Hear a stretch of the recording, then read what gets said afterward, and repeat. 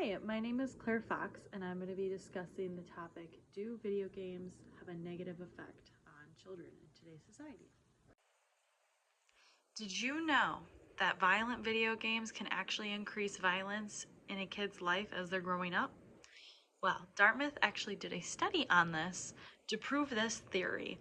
They decided to take 24 different countries with 17,000 participants all across the world, all different ages ranging from 9 years old all the way up until 19 years old.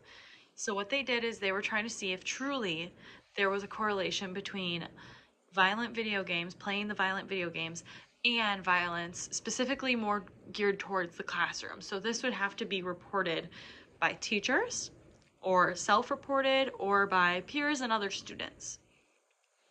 So, what type of video games do we care about? Well, these would primarily be video games that are going to be rated M for mature.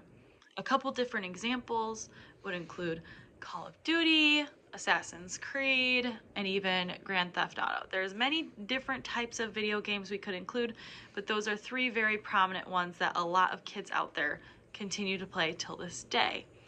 Now, we've been seeing a massive increase in kids who are playing video games at home and with their friends and their peers.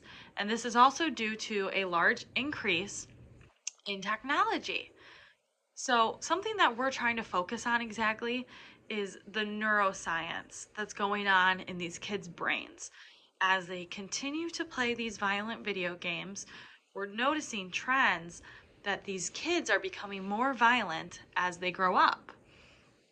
Now we want to assist them and see if potentially there needs to be different caps put on these, or maybe different ages who should and shouldn't be playing these, in order to hopefully change the future for the better. During my research project, I did find a really great case study that focused on MRI scans when it came to gamers versus non-gamers. I utilized a case study directly from Science Direct, and they had a control group that was completely non-gamers, and they also had another group that was going to be our video gamers. So they decided to take MRI scans of those who were playing video games, and they noticed that there was more negative stimuli that was popping up on the MRI scans for those that were gamers versus the non-gamers as they were conducting this case study. Another important thing to note is that there was lower activation of the left lateral medial frontal lobe for the control group.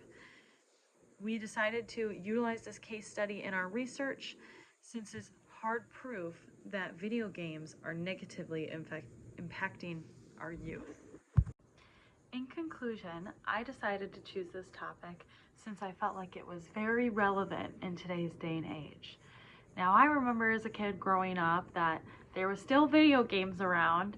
They were just kind of becoming the new thing that everyone wanted to do, and people started playing a lot of video games at home.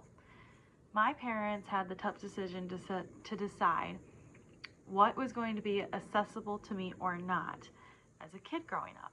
Now, I remember I was allowed to play video games. However, there was limitations on these video games. I was not allowed to play Grand Theft Auto. However, I was allowed to play other video games, such as some of like the fun Wii games that we got to play as a kid.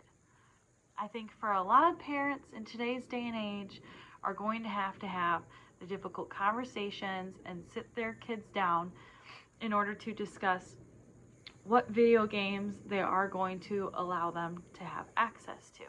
Now, not only is this the job of parents in today's society, but this is also the job of everyone. So I think in order to make this a better experience for everyone, and in order to decrease some of the violence that we are seeing in these classrooms or even in sports or outside of school, we need to put caps on video games. There should only be certain ages that are allowed to play these video games or introduced to some of these different video games. I also believe we need to be encouraging other habits and hobbies so that way these kids don't think that video games are their only outlet that they can essentially express themselves. Otherwise, I would like to say thank you to everyone who listened to my presentation, and I really enjoyed researching this topic.